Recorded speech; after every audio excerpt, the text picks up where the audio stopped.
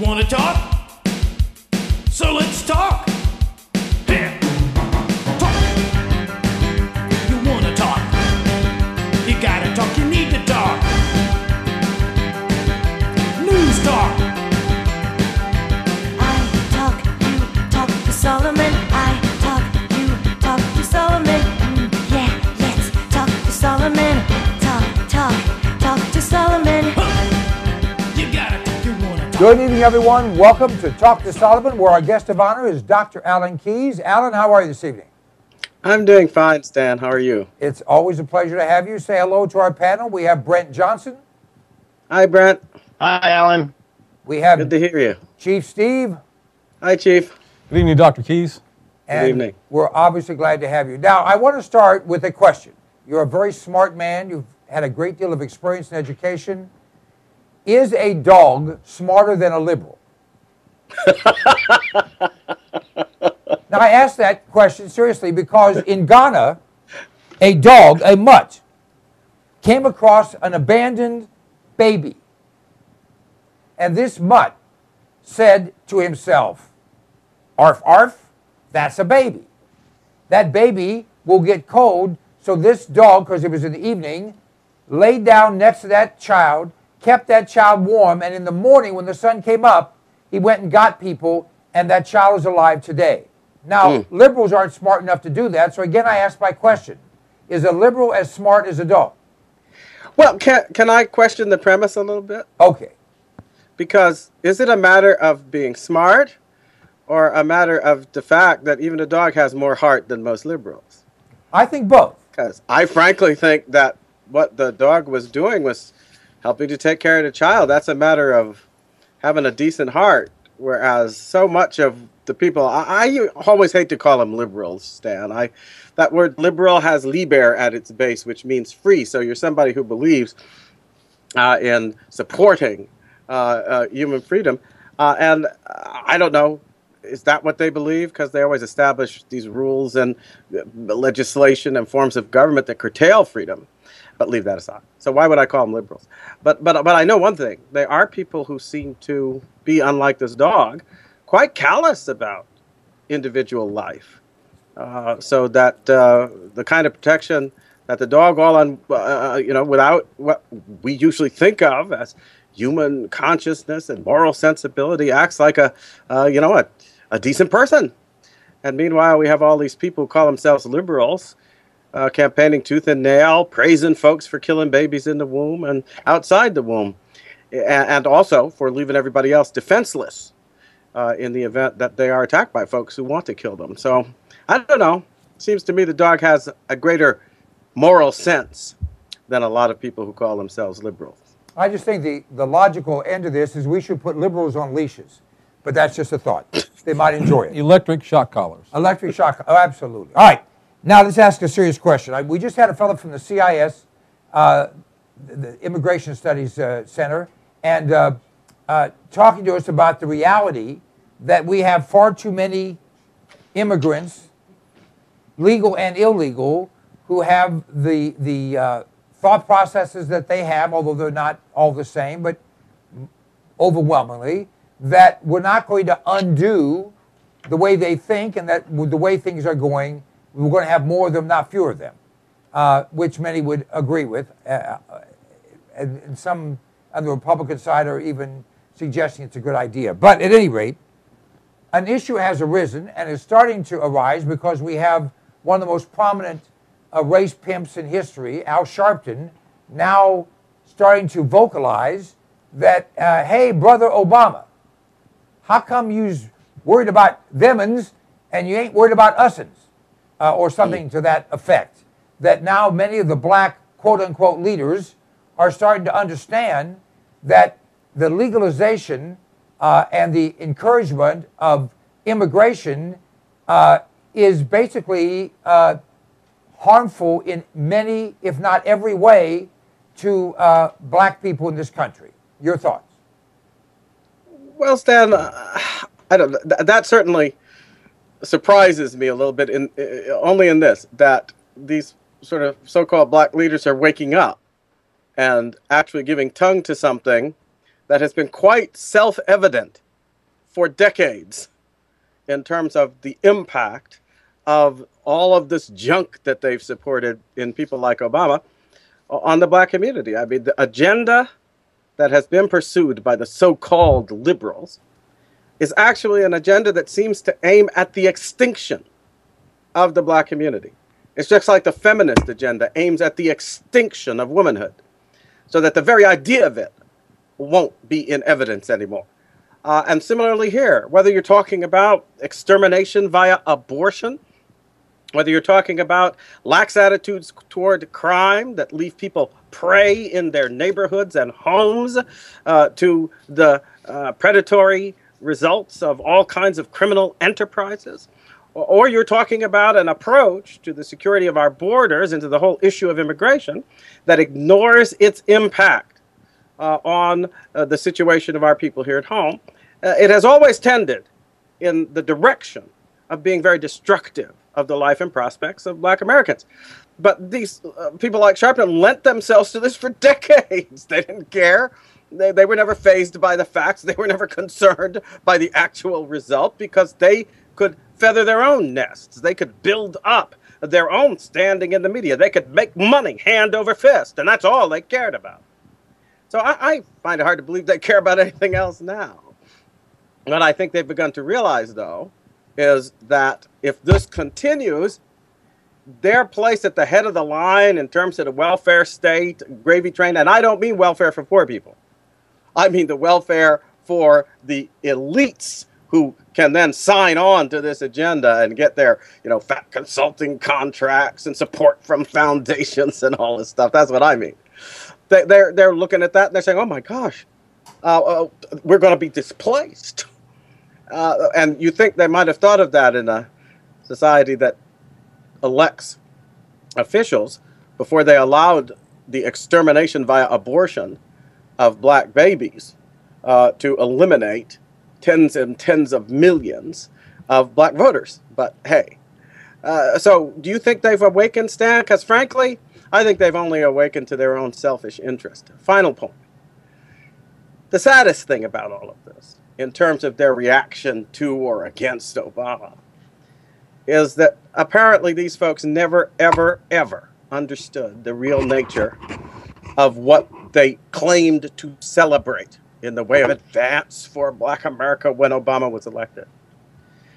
They failed to understand that whether it's the presidency or any other elective office, it is not what you do for your own community that is then in question. So if you come from Italian community, black community, Jewish community, and you get in there and you're thinking all the time about what you're going to do for your own folks, so-called, you're forgetting that all Americans are your own people. And especially when it comes to immigration.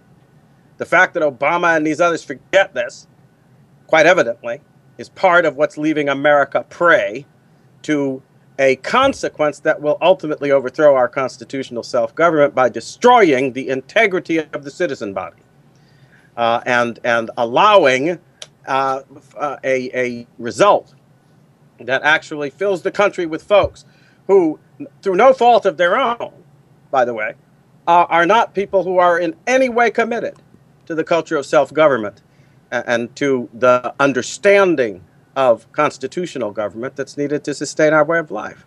And as they want to bring more and more people into the country under the guise of immigration who suffer from this ignorance, so through our curricula in the schools, they want to make sure that even here at home, we are producing more and more such people. Because the ultimate aim of these policies is to destroy our liberty, to destroy constitutional self-government, to remove the American people from their position as the arbitrating sovereign over government to whom it is responsible, and to restore the age-old rule of government by the few that allowed people to be oppressed through most of the centuries of human existence before America was founded. That's the agenda. And these black leaders have served that agenda quite faithfully for decades. Throughout my whole lifetime, I've watched them. And so now that their ox is being gored, they're suddenly speaking up. And I think that's deeply sad. And it would be tragic if, sadly, they hadn't deserved this fate through their failure to care about the welfare of the black community in the broadest, truest sense of the term, or that of America, which ought to be now the first concern of anybody who sits in the White House, whatever the color of his or her skin. Brent, your response. Well, I agree with everything Alan says all the time. But in this particular case, and this is another one of those cases, but all that I want to add to that is, Alan, what you said, just a few moments ago, is really at the heart of all of it, everything else, and that is that this sense of rugged individualism on which the country was founded is what's missing. The kind of people who are coming into the country, the policies that are being made are based upon dependence on government, not independence from government. And, it's what Steve from the Center for Immigration Studies said last half hour, that if that doesn't change, then everything Alan just said is exactly going to happen. The undermining of the American way, the essentially erasure, the total, not just destruction, but the elimination, as if it never was there, of the American way. The American way is people pull themselves up by their own bootstraps. Whether they're black or white or green or yellow is irrelevant. What's relevant is the character of each individual. And we have come so far away from that. And in truth, we are a racist country. We do so much based upon race, whether it's Hispanic or black or Asian or white. Everything is, no pun intended, colored by race. And, you want to get away from that, you get back to the sense of character. And bring people in who have the right character to restore the character of the country.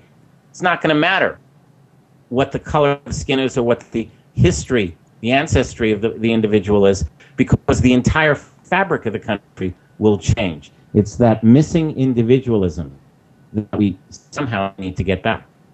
Well said. Chief? Yeah, Dr. Keyes is exactly right about the motivation of Barack Obama and Al Sharpton and Jesse Jackson. They talk about doing things for the people, but in reality their motivation is very, very selfish. It's entirely selfish. I believe that Chris Rock, though, summed up really the essence of the problem the other day when he said that Barack Obama is our boss. He got it exactly backwards, like most of the black community does, and Barack Obama and every other elected official in this country works for us. We're the boss. And the sooner we get them to realize that again, the better off we're going to be. Can I say one last thing? Yeah, because go ahead. I think, Chief, that observation puts into focus what Brandt and to accept myself were trying to say about the effect on the understanding of what's going on. These elitists, what I call the elitist faction, they want people to have this mentality that somehow or another the folks in the government and the chief of the government, that's the boss. And the people, what do they become? They become folks who are in servitude to the boss, right? It stands the whole idea of American government on its head. And that's what they want. It's just beautiful what you said there. All right, I want to talk about the boss. His name is God. And the boss has a vicar. That vicar is the Pope, the Holy See. We have had, for the first time in 1,400 years, a Pope make the decision, to me, a reasonable, logical, non-self-centered decision, that I can't do the job. My health is failing. I'm too frail. I'm unable to do what God would ask of me, or would ask of this position of which I am, that I'm in. And so I'm going to allow, encourage, enable, whatever the terminology is, a person to be chosen through the process who is more able to do it. Now, the Pope resigning is a big deal because there are more than 1 billion Catholics in the world. And this is the top guy. This is the head, the pinnacle. And most human beings would never dream, no matter what their circumstance, of giving up that position. They wouldn't dream of it. They wouldn't dream of it. And I'm not saying they're good, bad, or indifferent. I'm just saying they're human. I think this Pope has shown he's beyond anything that we would expect of a human, in that his love for and service of God is greater than his love for and service of himself. But the media has attacked him mercilessly, and the left is going crazy. And now we see that the quote-unquote gay Catholics are hoping that the new pope will call a meeting so that they will accept homosexuality. Alan, I know you can talk for 3 days. I want you to limit it, to just the time we have here, please. Well, actually, though, Stan, I think several things are quite simple and evident. First, can I make a slight correction? All right. Because, as you said in the beginning, the guy, the top, the head of all, that's Jesus Christ, right? And the Pope acts as the Vicar of Christ within the framework of the Catholic understanding. But because the boss is Jesus, folks who are, kind of waiting with bated breath for the abandonment of God's will in all these areas where they're rebelling against it, will wait a long time, because the real boss, Jesus, he actually has a pretty clear, firm, expressed understanding of these issues that they care about so much. And insofar as the different popes have spoken and addressed the issue, they've simply been reflecting the guidance they get from the boss, the real one, who looks to his Father God and doesn't tinker with what's going on, pretending that that's allowed. As he put it in the Garden of Gethsemane when he spoke to his Father, "Not my will, but thine be done." And what is clear is that in creating us, God had certain ideas that he imparted to our nature. Those are not changing, and therefore whoever comes in to take over as the Holy Father is going to be following in the footsteps of Christ. Second, part of the reason I think that people are looking at this decision without understanding, the people in the media, all these secular types, is that they look at the outward trappings and seem to have no appreciation of the inner reality. See, because to be in the position that a pope is in, and I remember when I read the biography of John Paul II, do we understand that in a world like ours, the pope is probably spending a good deal of his time in desperate, heartbroken prayer for this world? That he is prostrate with the weight and burden such as Christ felt upon the cross for the sins that just are flooding everywhere to the destruction of human hope and the human spirit and the obscuring of the way to peace and salvation that Jesus offers. So in one sense, to be the Holy Father is to spend a good deal of your time on the cross. And I would think that, as the Holy Father has indicated, that requires that you make a pretty good estimate of what you as a human person can do, with the help, of course, of the Holy Spirit, and that you follow the guidance that God gives you as to your own limits. Because his yoke is easy, his burden is light. He's not going to heap on you things that are intended to break you, but instead, in the right kind of way, he'll give you that sense of when enough is enough and when it is time. And I also think there are prudential reasons right now, because the challenges that are being faced to the will of God, not to the doctrine of the church and all of this, but to the simple, clear will of God for our humanity. Those challenges are vigorous and active. There's an assault going on like nothing I think we've seen before. That could result in a general and worldwide abandonment of truth, because that's what these folks, with America now at the head because of the sick commitments of the Obama administration, that's what these folks are after. And I think that does require that there be a vigorous, not only heart and spirit and understanding, but also in terms of activity and that sort of thing, a vigorous individual in at the head of the church. And this is the conclusion that the Holy Father has reached with, I think, the help and guidance of his Lord. So with humility, which is and ought to be the chief characteristic of the servant of the servants. Think of that. The servant of the servants of God. He has made a decision for the benefit both of the church and I think of the world as a whole. And the final burden, of course, is going to fall now to cardinals. He's done some work, the Holy Father, to shape the College of Cardinals in a way that ought to produce a decision that's more than up to the challenges. But I'm sure in the usual fashion of human institutions, and the church is at part a human institution, there are going to be all kinds of politics with some folks not so much guided by the Holy Spirit as by the spirit of the times. And we'll see how it works out. But I think people of goodwill, be they Catholic or others, I think they ought to be praying that decision will meet the challenges of the time. I know I will, and will continue to open the gates of God's grace so that Catholics and other Christians can be benefited by the leadership that comes from the Holy See in standing firm for God's benevolent will for our nature, and for the ultimate destiny of all human beings, which he would like to see work out as he intended in the first place, so that we are all reconciled to him and therefore in peace and love to one another. If asked, will you serve?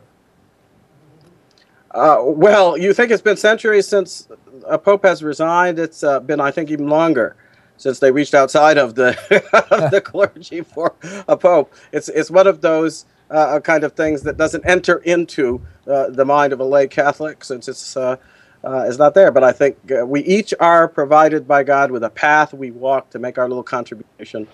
And I only hope that the cardinals will make a decision that will, as has been the case, I think, up to now, help to confirm and strengthen the commitment of people everywhere who are trying to do what God requires of them in a world where everything is calling us to rebel against his will. They say the three favorites are a European from Milan, a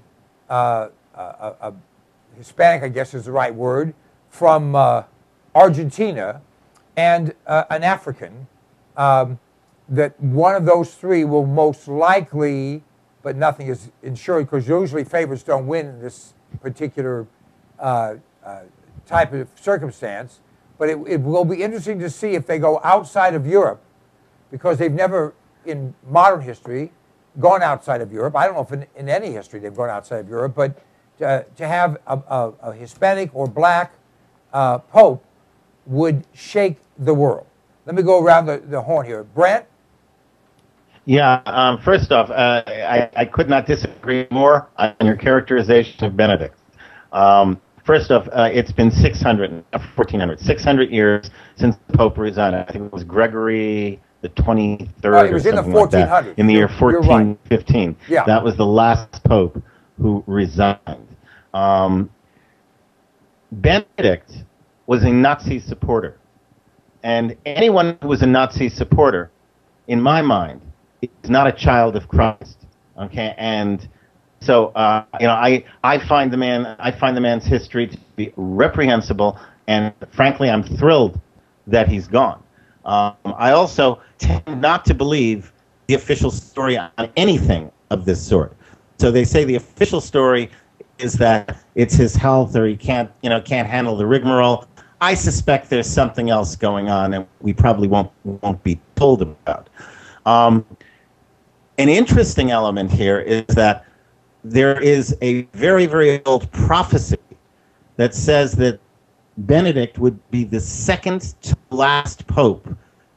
The last pope would be the black pope, and it's not necessarily a black-skinned pope, but black pope being the pope who would usher in the tribulation, the pope who would be pope during the time of the Antichrist. There has been very, very ancient prophecies about that. And so I think it will be very, very interesting to see who is indeed selected to be the next pope. But I'm frankly delighted to see Benedict gone. I think that he was a blot on what the Pope is supposed to be. Then again, I'm not sure the Pope has been what the Pope's supposed to be for a long, long time. All right. Chief?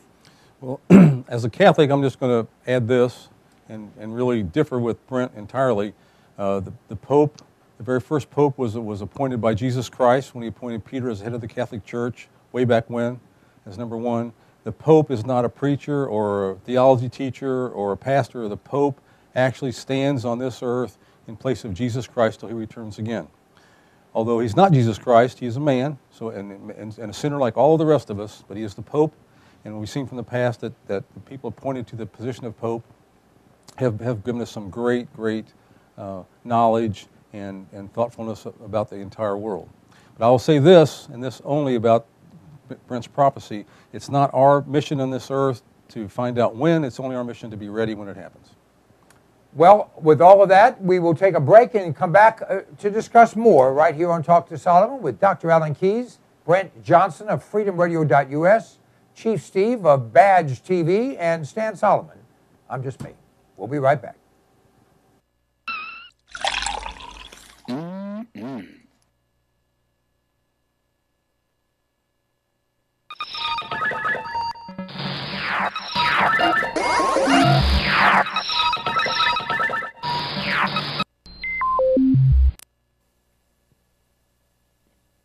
You have a computer, if you're alive today, which means you have a hard drive, which means it's going to break down. Mosey, the backup people, for thousands, for Stan, for thousands of people, for tens of thousands of people, is simply common sense. You go to cpnlive.com, click on the icon for Mosey, the backup people, and sign up. It's just a few dollars a month. Let me tell you something. We had a break-in. They stole our whole computer. You know what? When they take the computer, you can't recover anything, but we had Mosey. We had the backup. We were able to restore everything simply by buying another computer. cpnlive.com, click on the icon for Mosey, the backup people, and give yourself common sense, peace of mind, great value, the best thing you've ever done. Sooner or later, it's going to be Mosey, the backup people.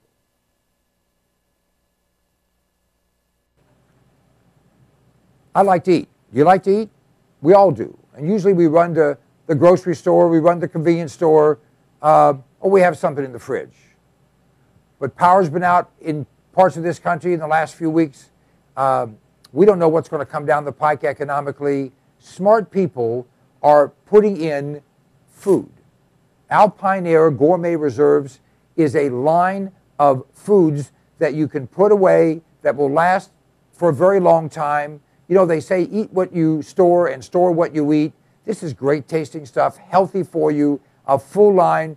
You go to our website, cpnlive.com, and click on the button for Alpine Air Gourmet Reserves and see all the different things we have. This is good tasting food. It's reasonably priced. It will last. And it's worth its weight in gold if a problem arises. I know you don't think there's going to be anything that goes wrong. Actually, you do. This is smart. This is smart insurance. This is smart preparation. This is smart thinking. You have kids, you have a spouse, you have parents, you have dependents, you have an appetite. All those things can be addressed by a frugal but smart investment in Alpine Air Gourmet Reserves. Try them out. You will be tickled to death with the taste of them. You know what? In many cases, people start to eat this and they think, heck, this tastes better and costs less than what you're going to the grocery store to buy. cpnlive.com, check it out. Hey, my name is Stan Solomon, and you know if I have something to say, I'll say it. And I'll only tell you the truth because I'm a Republican, not a Democrat. Democrats always lie. Republicans only lie half the time. I don't lie at all. This is the Fuel Mule. It's an extraordinary product that was developed by a friend of mine, an engineer, and it increases the fuel mileage on your vehicle. If you have a combustion engine, this will increase your mileage by 10 to 20%. It bolts around your fuel line. You can install it yourself or have your mechanic do it.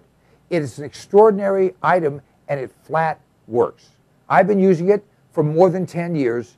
It's increased my mileage on every vehicle I put it on, and by the way, it will last forever. You can get rid of your vehicle, just take it off and put on the next one. Go to cpnlive.com. You'll have more information there. You can order it right there. We absolutely guarantee you'll be satisfied.